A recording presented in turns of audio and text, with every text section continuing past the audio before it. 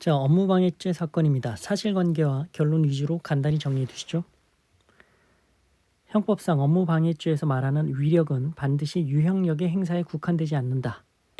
폭력, 협박은 물론 사회적, 경제적, 정치적 지위와 권세에 의한 압박 등도 포함되지만 적어도 여기서부터 중요하겠죠. 그러한 위력으로 인해 피해자의 자유의사를 제압하기에 충분하다고 평가될 정도의 세력에는 이르러야 한다. 따라서 이 정도에 이르지 않는다면 위력이 아니고 위력에 의한 업무방해죄가 성립되지 않는다라는 얘기겠죠. 한편 어떤 행위의 결과 상대방의 업무에 지장이 초래되었더라도 행위자가 상대방의 의사결정에 관여할 수 있는 권한을 가지고 있거나 업무상의 지시를 할 수 있는 지위에 있는 경우에는 그 행위의 내용이나 수단이 사회통념상 허용될 수 없는 특별한 사정이 없는 한 위력을 행사한 것이라 할 수 없다. 어떤 행위를 했어요. 근데 그 업무가 좀 지장이 초래됐다. 하지만 그 행위자가 상대방 의사결정에 관여할 수 있는 권한을 갖고 있거나 지시할 수 있는 지위에 있었다라는 거예요. 그러면 원칙적으로 위력을 행사한 게 아니다. 지시한 거다라는 거죠. 단 그 행위의 내용이나 수단이 사회통념상 허용될 수 없는 특별한 사정이 없는 경우에 또한 업무방해죄 성립에는 업무방해 결과가 실제로 발생할 것을 요하지 않죠. 업무방해 결과를 초래할 위험은 발생해야 됩니다. 자, 사실관계 보시죠. 고등학교 교장인 피고인이 신입생 입학 사정회의 과정에서 면접위원인 피해자들에게 참 선생님들이 말을 안 듣네. 중학교는 이 정도면 교장 선생님한테 권한을 줘서 끝내는데 왜 그러는 거죠?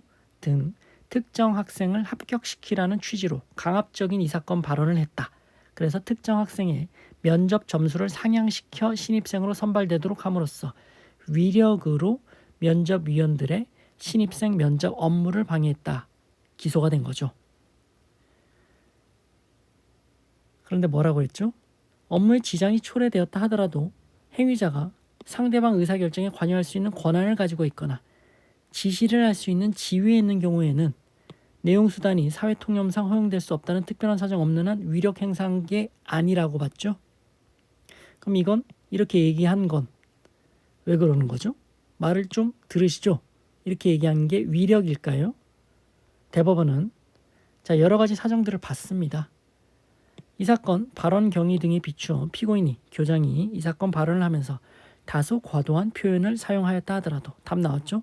그로 인해 피해자들의 자유의사를 제압하거나 사회통념상 허용할 수 없는 위력을 행사했다라고 보기 어렵다고 판단했습니다. 그래서 업무방해죄 무죄라고 본 거죠. 위력 아니다. 업무방해죄 무죄다. 다소 좀 과도한 표현을 했지만 자유의사를 제압할 정도에 이른 것은 아니라고 봤어요. 이렇게 말함으로써 결국 그 회의 결과 그 신입생을 합격시킨 거죠. 그러니까 피해자의 자유의사를 면접위원들의 자유의사를 제압하기에 충분하다고 평가될 정도의 세력에는 이르지 않은 것으로 보았습니다. 업무방해죄 성립되지 않는다라고 본 사안입니다.